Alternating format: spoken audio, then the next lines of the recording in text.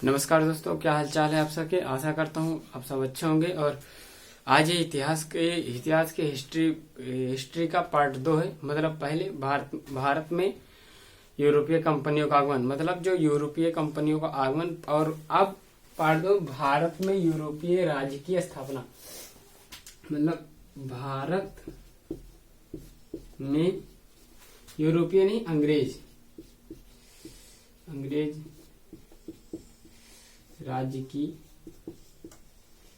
स्थापना। कहने का मतलब ये हुआ, भारत यूरोप से जो अंग्रेज भारत में आए, उन्होंने अपने राज्यों की स्थापना कैसे की। मतलब राज्य की स्थापना करने का मतलब ये हुआ कि उन्होंने भारत में रह के ही भारत की संपत्ति, भारत की जमीन पर ही उन्होंने अपने किले बनवाए, अपना किले बनवाए, अपने तरीके की संचार व्यवस्था बनवाई, अपने लिए सेना रखी। मतलब सब चीजें अपने हिसाब से की। तो इसी टॉपिक पे मैं आज आप सब लोग बताऊंगा कि कैसे हुआ। सबसे पहले इंडिया में अगर वैसे तो व्यापार करने के लिए से बहुत सी कंपनियां आई, लेकिन एक फ्रांसीसी और एक ब्रिटेन, ये दो कंपनियां इंडिया में व्यापार करने से बहुत अच्छी तरीके से चली। सबसे पहले अगर फ्रांसीसियों को इंडिया में कोई बढ़ाने वाला था तो वो था डुप्ले, और ब्रिटिश को इंडिया में कोई बढ़ाने वाला था तो वो था क्लाइव। और ये दोनों इतने ज्यादा वो थे। और जो फ्रांसीसी कंपनियां थी उनके जो व्यापारी थे, और जो ब्रिटिश कंपनियां थी जो इनके व्यापारी थे, इन दोनों व्यापारियों के पास इतनी ज्यादा पावर थी, इन दोनों ब्रिटिश व्यापारियों के पास इतनी ज्यादा पावर थी कि इस पावर की वजह से ये शासक को भी क्या समझते थे, नथिंग। कहने का मतलब ये हो गया, जो फ्रांस का राजा था वो भी और जो ब्रिटेन का राजा था वो भी, ये दोनों राजा इन व्यापारियों के सामने कुछ भी नहीं थे, और व्यापारी इनको नथिंग समझते थे। तो फिर राजा इस वजह से, क्योंकि व्यापारियों को बोलबाला था, तो इस वजह से राजा इनको क्या करता था, राजा इन व्यापारियों को पूरी छूट दे रखा था कि आप ठीक है, जैसे आपका मन कहे वैसे आप व्यापार करिए। तो इस वजह से ये लोग और ज्यादा अपने हिसाब का काम करते थे जो इनके मन में आता था। फिर उसके बाद जैसे एक आपने बहुत से बार सुना होगा, निवेश, उपनिवेश। जैसे भारत में आ गए अंग्रेज, और अब जैसे मान लीजिए भारत में अंग्रेज आए और अंग्रेज आ गए, फ्रांसीसी आ गए, तो ये क्या करते थे, जैसे निवेश करने का मतलब ये हुआ, इन्होंने जैसे ये आए तो इन्होंने सबसे पहले क्या किया, इन्होंने पैसा तो कम लगाया, लेकिन यहाँ पे इंडिया में रिसोर्सेज बहुत थे। जैसे यहाँ पे सोर्स बहुत थे, लेकिन उन सोर्सों का सही यूज करके कैसे ज्यादा से ज्यादा मुनाफा कमाया जाए, ये भारतीयों को पता नहीं था। तो जैसे निवेश करने वाला था फ्रांस और ब्रिटेन, और उपनिवेश कौन था, भारत। जैसे यहाँ से क्या होता था, यहाँ से नील, अफीम, कहवा, ये सब यहीं से उगवाया जाता था। तो उसमें क्या हुआ, जो निवेश करने वाला था उसका ग्राफ बढ़ गया, वो ऊपर हो गया। और जहाँ पे निवेश किया गया, जैसे जब भारत में निवेश किया जाता था तो भारत वालों को ये बताया गया कि देखिए, हम आपके यहाँ जो पैसा लगाएंगे आपका ही डेवलपमेंट होगा, आप यहाँ पे किले बनाएंगे, और आपकी सेना, राजाओं को ये मतलब बताया कि आपकी सेनाओं की रक्षा करेंगे, आप मतलब जो आप कहेंगे हम वो आपके लिए करेंगे। तो इन्होंने सोचा यार ये तो सही है, फिर व्यापार करने की छूट देने लगे ऐसे। और व्यापार करने की छूट की वजह से ये लोग तो निवेश करने वाले, ये सब फ्रांस, ब्रिटेन, ये सब तो अपना लेवल ऊपर करते चला गया, लेकिन भारत के जो लोग थे उनका लेवल नीचे गिरता चला गया। मतलब इंडिया के सोर्स का, इंडिया में जो स्रोत थे, इंडिया के स्रोत का उपयोग करके अपने आप को ऊपर कर लिया, और इंडिया को क्या कर दिया, इंडिया को नीचे कर दिया। नीचे मतलब इंडिया क्या हो, जब यहाँ का स्रोत खत्म हो जाएगा तो ये गरीब नहीं रहेगा, तो यहाँ के लोग तो गरीब हो गए और ये लोग ऊपर हो गए। कहने का मतलब, जैसे कोई राज्य है या कोई देश है, ये जाके किसी दूसरे देश में अपना किला बनाए, अपना अधिकार जमाए, तो उसको कहते हैं औपनिवेशिक राज्य। तो भारत ब्रिटेन के लिए, फ्रांस के लिए औपनिवेशिक राज्य था। और यहाँ पे सबसे बड़ी समस्या क्या थी ना, जैसे ये दो राजा लड़ते रहते थे। जैसे मान लो एक राजा ये फर्स्ट, एक राजा ये सेकंड, ये दोनों राजा मान लो लड़ाई कर रहे हैं, तो उसमें क्या होता था ना अगर जैसे इस राजा का साथ फ्रांस वालों ने दिया, इस राजा के साथ ब्रिटिश सेना दे दी, इसका साथ फ्रांसीसी सेना ने दिया, इसका साथ ब्रिटिश सेना ने दिया। तो इसका जो परिणाम ये निकलता था ना, जैसे अब उसमें तो फिक्स है एक राजा हारेगा या एक राजा जीतेगा। तो इसका जब ये परिणाम निकलता था, इससे क्या होता था, राज्य का हिस्सा धनराशि। तो जैसे जो राजा जीतता था, जैसे मान लो ये राजा जीत जाए, राजा सेकंड जो लिखा ये जीत जाता था। मान लो ये युद्ध जीत गया, अगर ये युद्ध जीत गया तो ये क्या करता था ना, जैसे इसका ब्रिटेन वालों ने साथ दिया है, तो ये जैसे मान लो इसके पास इतनी संपत्ति जमीन धन है, तो ये क्या करता था ना, इतना इनको दान दे देता था। मतलब ऐसे कहता था, जाइए अब आप इसमें पूरी तरीके से छूट है, आप इसमें किले बनाइए, आप इसमें कोठी बनाइए, मतलब जो करना है वो बनाइए, और आप एकदम फ्री ट्रेड कीजिए। तो कहने के बाद तो यहाँ पे जो ये जो लोग होते थे ना, इनको समस्या हो जाती थी। इन लोगों को क्या होती थी, इन लोगों को होती थी समस्या कहने का मतलब क्या होता, फिर अंग्रेज इनसे अपने हिसाब से मतलब कहते थे कि आप ये करिए। जैसे उदाहरण स्वरूप अंग्रेज इनसे कहते थे नील उगाइए, या फिर चाय उगाइए, या फिर कहवा, या फिर अफीम उगाइए। तो अफीम और नील तो खाई जाएगी नहीं, और सबसे पहले अगर हमको जिंदा रहना तो खाना जरूरी है। तो वो लोग इतना कहते थे, केवल इतना उगाओ जितने में केवल जी सको बस, और बाकी जो हम कहें वही उगाओ। तो ऐसे धीरे धीरे करके उन्होंने क्या हुआ, अपने राज्य की स्थापना करते गए। अब जैसे यहाँ इतना इनको राज्य से मिल गया, तो ये समझ गए कि यार हाँ अब ये सही है। और इसका साथ पहले मैं आपको एक रीजन और बता दूं कि भारत में अंग्रेजी राज्य की स्थापना क्या हुई। भारत में अंग्रेजी राज्य की स्थापना इस तरीके से हुई, जैसे सबसे पहले क्या था ना, जैसे सब लोग मतलब जल मार्ग से आए। तो जैसे अब जल जो है यहाँ महाराष्ट्र से लेके यहाँ तक है, मतलब इन दोनों साइड में तो जल है, तो ऐसे जल से आए। तो इंडिया में सबसे पहले जल से था पुर्तगाली, लेकिन पुर्तगाल वाले जो है केवल व्यापार करने के लिए से वो अपना राजस्व, वो अपना दिमाग इतना नहीं लगा सके। फिर फ्रांसीसी आए, फ्रांसीसी और ब्रिटिश। तो इसमें क्या होता था ना, ये जो कर्नाटक रीजन है ना, यहाँ कर्नाटक रीजन में ये राजा लड़ते रहते थे। और इस कर्नाटक रीजन में जब राजा लड़ते रहते थे, तो ये राजा क्या करते थे, ये राजा अंग्रेज या फ्रांसीसियों की मदद ले लेते थे। अब एक बात समझिए, अगर आप किसी की मदद लेने जाएंगे, एकदम सीधी बात है, यहाँ के जो कर्नाटक के जो राजा होते थे, कर्नाटक के राजा, ये किसी न किसी की मदद लेना चाहते थे। तो जब ये इन लोगों की मदद मांगते थे, तो ये जैसे अब यहाँ पे जो ये व्यापारी आते थे, फ्रांसीसी या ब्रिटिश, ये कर्नाटक के राजा इनकी मदद लेते थे। तो इन्होंने कहा थे ठीक है हम आपकी मदद करेंगे, लेकिन हमें कुछ छूट दीजिएगा, ऐसे वैसे, मतलब कुछ न कुछ दिमाग लगा कि ये लोग यहाँ पे एंट्री कर गए। और इससे जो है ना, अंग्रेजों को एक बात ये भी समझ आ गई कि ये जो राजा वाजा है ना, केवल देखने के लिए इतनी सेना, इतना बड़ा ठाट बाट है, बाकी ये लोग कुछ करना चाहते हैं नहीं, और वाजिब सी बात है कुछ करना भी नहीं चाहते थे। तो क्या होता था, जैसे कर्नाटिक वार, ये कर्नाटक युद्ध तो लड़ते थे राजा, लेकिन उसमें इंटरफेरेंस, इसमें जो है ना, ये फ्रांसीसी और ब्रिटिश ये लोग इंटरफेयर कर देते थे। तो ये युद्ध राजाओं का न होकर के इनका हो जाता था, और ये होता था जैसे जो जीत जाता उसका वर्चस्व बढ़ जाता। तो फ्रांसीसी और ब्रिटिश तो ये युद्ध जो है फ्रांसीसी और ब्रिटिश के बीच 3 कर्नाटिक वार हुआ। पहला कर्नाटक युद्ध 1746 से लेकर 1748 तक।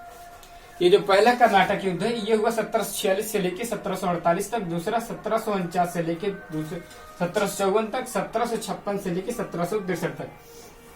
3 कर्नाटक युद्ध हुए, और इन तीनों कर्नाटक युद्धों में फ्रांसीसी और ब्रिटिश ये दोनों सेनाएं आमने सामने होती थी। और इन्हीं तीसरे कर्नाटक युद्ध, जैसे अब ये युद्ध हो रहा था, तो इसी के बीच एक वांडीवास युद्ध हो गया 1760 में। और 1760 में क्या हुआ ना कि फ्रांस और ब्रिटेन ये दोनों सेना, पहले तो ये क्या करती थी, किसी राजा के सहारे लड़ती थी, लेकिन इसमें क्या हुआ ना कि ये दोनों सेनाएं खुद ब खुद आमने सामने हो गई। मतलब अब ये दोनों खुद सेनाएं आमने सामने हो गई, और जब ये दोनों सेनाएं आमने सामने हो गई, तो फ्रांस एक तरीके से फ्रांस का वास, मतलब फ्रांस इस वांडीवास में फ्रांस का वास हो गया। फ्रांस सेना सफा हो गई। मतलब क्या हुआ, फ्रांसीसी हार गए। कहने का मतलब ये हो गए पराजित। और जब ये पराजित हो गए, ये मतलब फ्रांसीसी पराजित हो गए, तो फ्रांसीसी जब पराजित हो गए, तो ब्रिटेन वालों ने इनसे एक संधि करवा ली। और उस संधि पे क्या था, उस संधि में ये था कि फ्रांस,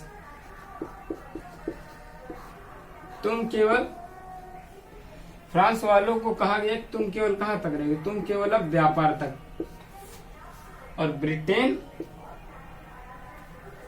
कहां तक जाएगा, ब्रिटेन जाएगा अधिकार तक। मतलब जो ब्रिटेन था,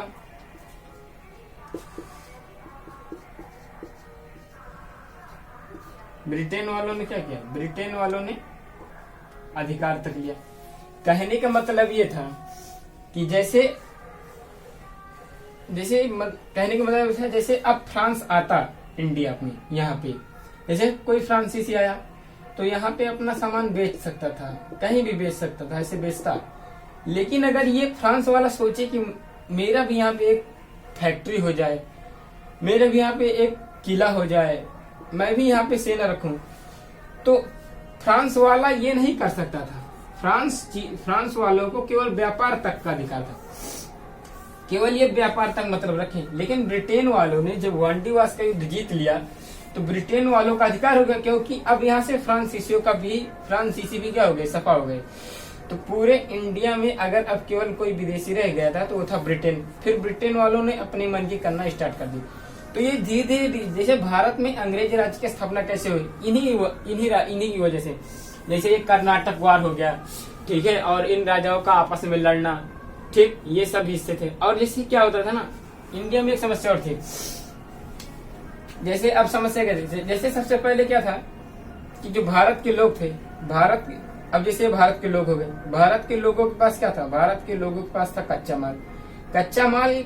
माल का मतलब ये समझो, जैसे मान लो किसी के पास कपास है, तो ये कपास सबसे पहले तो कपास उगाते थे, खेतों में ये कपास उगाते थे, और उस कपास को सस्ता खरीदा जाता था, क्योंकि वो कच्चा माल था, उसको कोई बिना उसका प्रयोग किए, क्योंकि एक प्रकार का स्रोत तो था, लेकिन स्रोत को किस तरीके से यूज किया जाए उसका तरीका इनको नहीं मालूम था। मालूम भी था तो वो बुनकर थे, बहुत धीमा वर्क करते थे, सस्ता था।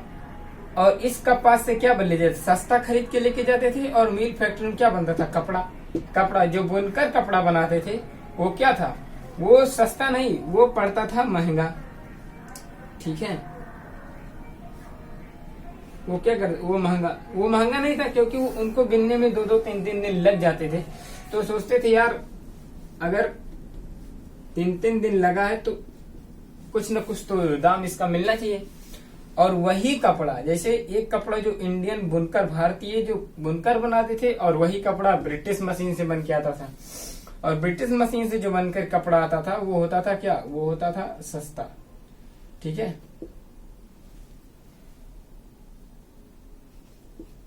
वो होता था क्या, वो होता था सस्ता। कहने का मतलब यह हुआ, लेकिन वो ज्यादा होता था।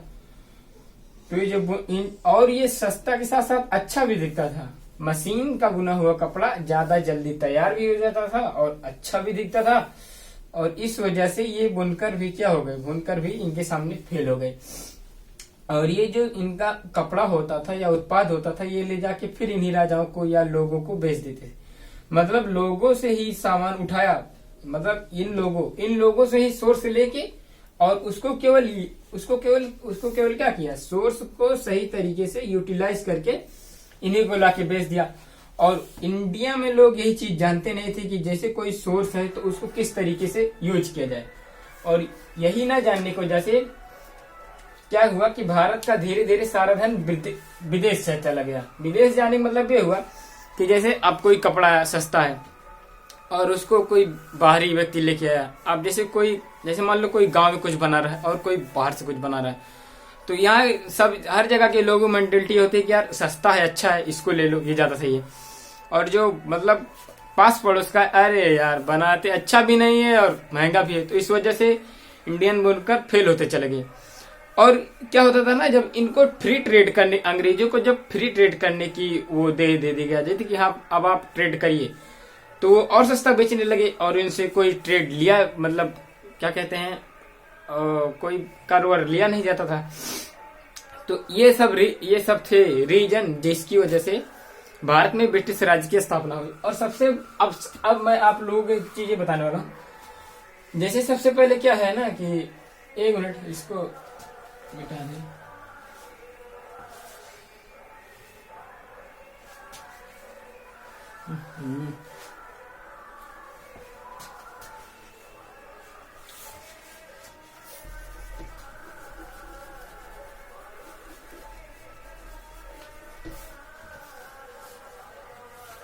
अब मैं आपको ये बताने वाला चल रहा हूँ जिससे जिससे क्या हो ना, ये भारतीय इतिहास को जो है एक नई दिशा मिल गई। वो चीज क्या है, सबसे पहले जिसे क्या कहते हैं,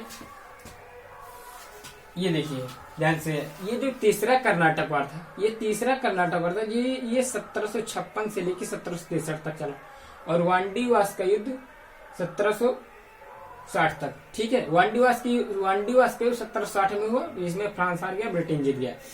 ठीक है, ये सारी चीजें केवल इतनी जगहों पे हो रही थी ये।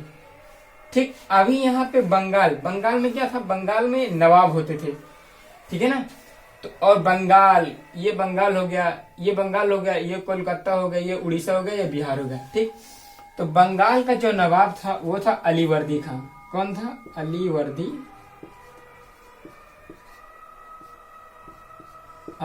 खां। अलीवर्दी की खां क्या होती है? अलीवर्दी खां की हो जाती है मृत्यु, और इसकी मृत्यु होने के बाद इसका बेटा कौन? सिराजुद्दौला। अलीवर्दी खां की मृत्यु होने के बाद उसका बेटा सिराजुद्दौला क्या बनता है? सिराजुद्दौला बनता है नवाब। ठीक, ये बन जाता है नवाब, और नवाब बनने के बाद ये एकदम यंग लड़का था, तो ये भी अपने हिसाब से वर्क करना चाहता था। तो जब ये नवाब बनता है तो इसको पता चलता है कि जो कोलकाता रीजन है, यहाँ पे अंग्रेज लोग अपनी सेना लेके आए हैं और वहां पे किलेबंदी कर रहे हैं। तो सिराजुद्दौला कहता है देखिए इनको समझाइए कि ये किलेबंदी न करें।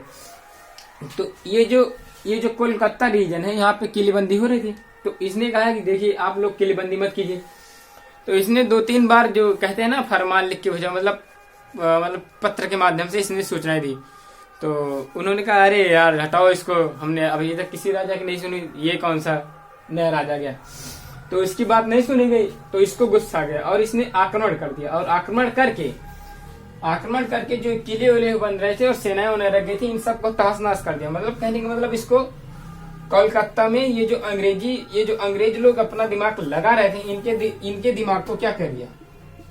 अंग्रेज के दिमाग को खत्म, अंग्रेज का जो दिमाग लगा रहे थे अंग्रेज, उसको फेल कर दिया। और जब ये दिमाग फेल हो गया तो क्लाइव यहाँ पे बैठा था, क्लाइव को ये बात पता चली, क्लाइव यहाँ से चला और यहाँ गया कोलकाता में, और कोलकाता में फिर उसने एक संधि की, वो थी अलीनगर की संधि।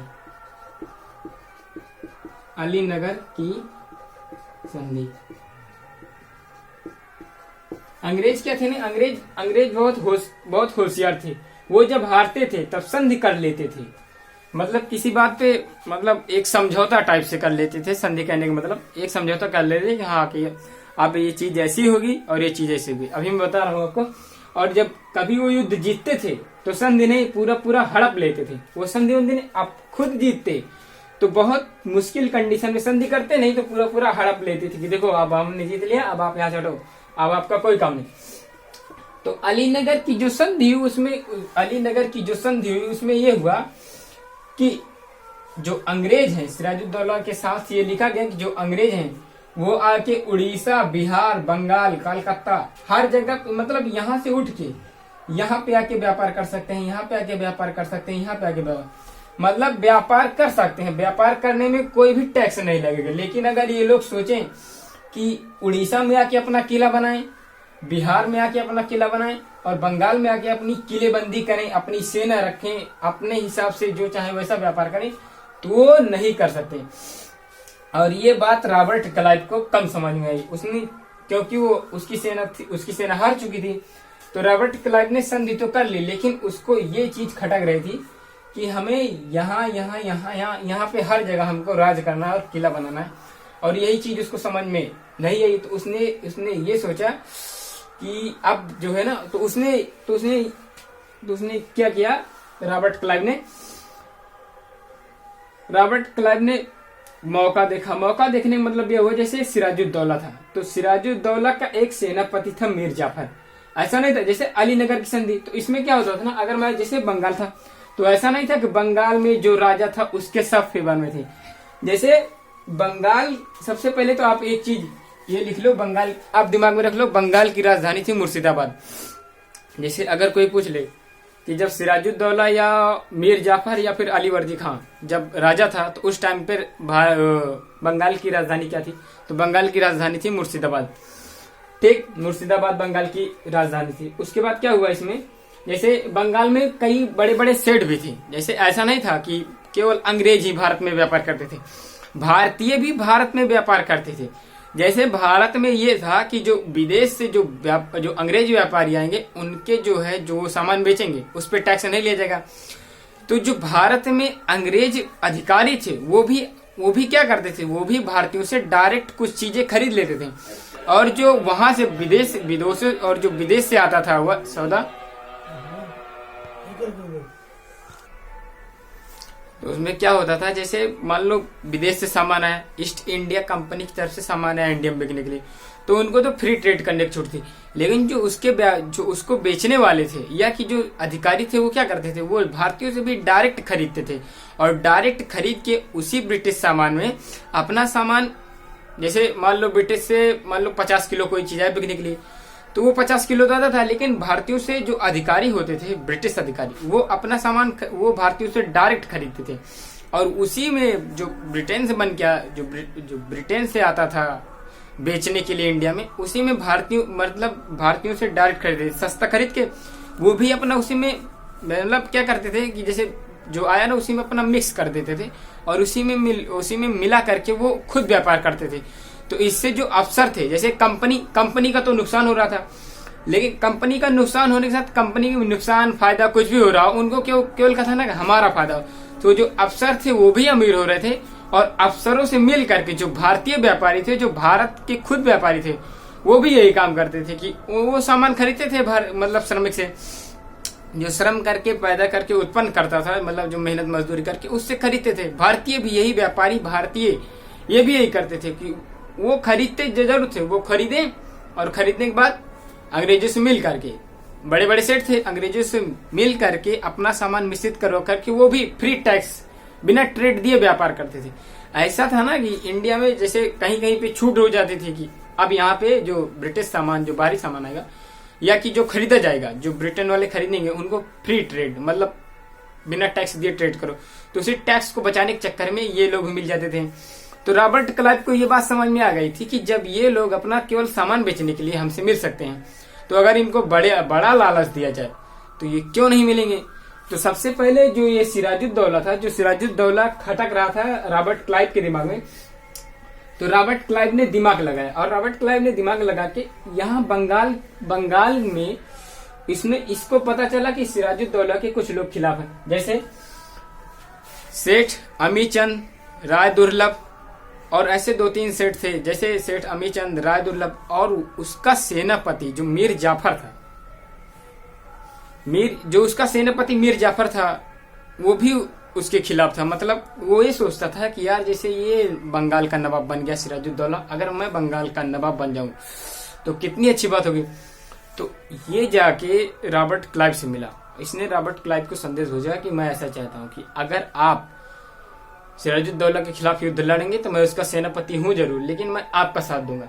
और रॉबर्ट क्लाइव ऐसे ही मौके की तलाश में था। रॉबर्ट क्लाइव ने क्या किया कि जो अलीनगर की संधि हुई थी उसमें कहा कि आपने इस संधि पत्र को नहीं माना, कहने में जो संधि हुई थी अलीनगर की संधि सिराजुद्दौला और रॉबर्ट क्लाइव के बीच, उसने मतलब ऐसे कहते ना झूठे ही घोषणा कर, मतलब झूठ बोल करके घोषणा करवा दी कि सिराजुद्दौला ने संधि जो है भंग कर दी है, मतलब संधि मान नहीं रहा है, और हमको चल के क्या करना है, सिराजुद्दौला पे आक्रमण करना है। और फिर सिराजुद्दौला को जब ये बात पता चली तो सिराजुद्दौला तो लड़का ही था, उसने बात समझी नहीं, उसने कहा चलो ठीक है आक्रमण करने आ रहे हैं, हमारी तरफ से भी सेनाएं चलेंगी। तो उसने जो अपनी तरफ से वैसे उसका सबसे पहले तो क्या कहते हैं, उसने अपने सेनापति को कहा मीर जाफर को, चलो ठीक है सेनापति लेके चलो, क्या कहते हैं सेना लेके चलो, अब युद्ध होगा। और जो मतलब फिर यहाँ पे क्या हुआ, फिर यहाँ पे हुआ प्लासी का युद्ध 1757, क्योंकि 1756 में अलीवर्दी खां की मृत्यु हो गई, और जो अलीवर्दी खां की और जो अलीनगर की संधि हुई ये हुई थी 9 फरवरी 1957 को। ठीक, 9 फरवरी 1957 को ये संधि हुई थी, अलीनगर की संधि। तो पक्का है इसी के 1-2 महीने बाद जब माहौल बिगड़ा, एक ही महीने शायद मार्च वर्ष में, तो यहाँ पे क्या हुआ, यहाँ पे हो गया प्लासी का युद्ध। इसका युद्ध, प्लासी का युद्ध। ठीक, अब प्लासी के युद्ध, अब प्लासी का युद्ध का परिणाम क्या निकला, इस प्लासी का युद्ध का परिणाम निकला क्या, इसका और इसके बारे में अब अगले वीडियो में डिटेल से बताया जाएगा। अब मैं आपको 2-3 बातें ऐसे बताऊंगा। जैसे सबसे पहले क्या हुआ ना कि जैसे अब मीर जाफर को नवाब बना दे गया, और सिराजुद्दौला को जब ये बात पता चली कि यार मीर जाफर मिल गया है, तो वो मैदान छोड़ के भाग गया। और जब वो मैदान छोड़ के भाग गया तो मीर जाफर के पुत्र जो मीर जाफर का लड़का जो था, उस मीर जाफर के लड़के ने क्या किया कि सिराजुद्दौला की हत्या कर दी। सिराजुद्दौला मर गया, लेकिन मीर जाफर नवाब तो जरूर बन जाता है, लेकिन अपने हिसाब का वर्क कर नहीं पाता। और बस वीडियो अच्छी लगी हो तो वीडियो को लाइक करना और दोस्तों के साथ शेयर करना और कमेंट जरूर कर देना। माइक नहीं है, इस वजह से थोड़ी प्रॉब्लम जरूर होगी, लेकिन अगर आप ध्यान से सुनेंगे या लीड लगा के सुनेंगे तो आप लोगों को सारी बातें क्लियर जरूर सुनाई देंगी। और उसके साथ क्या कहते हैं ना, जैसे कि अब और कुछ नहीं कहना, बस आप लोग ये बात समझ रहे, मतलब क्या हुआ ना कि भारत में अंग्रेज राज्यों की स्थापना कैसे हुई। अब जब ये बंगाल जो था, इस टाइम पे भारत में अगर कोई सबसे बड़ा शासक था या सबसे बड़ी कोई जगह थी तो थी बंगाल। रॉबर्ट क्लाइव ये जानता था कि अगर मैं बंगाल पे पकड़ बना लेता हूं तो पूरे इंडिया में, क्योंकि बंगाल देखो, बंगाल यहाँ पे है और यहाँ से यहाँ तक तो इन लोगों का एकदम पकड़ हो चुकी थी यहाँ तक। फिर जब ये बंगाल पे अपनी पकड़ बना लेता कि बंगाल पे, तो ये बिहार, उड़ीसा, ये इस साइड हर जगह पे क्या करता, ये हर जगह पे एकदम व्यापार फ्री छूट के साथ कर लेता। तो इसलिए इसने बंगाल पे जब पकड़ बनाई, तो उसके बाद आगे इतिहास की कहानी अगले वीडियो में। धन्यवाद।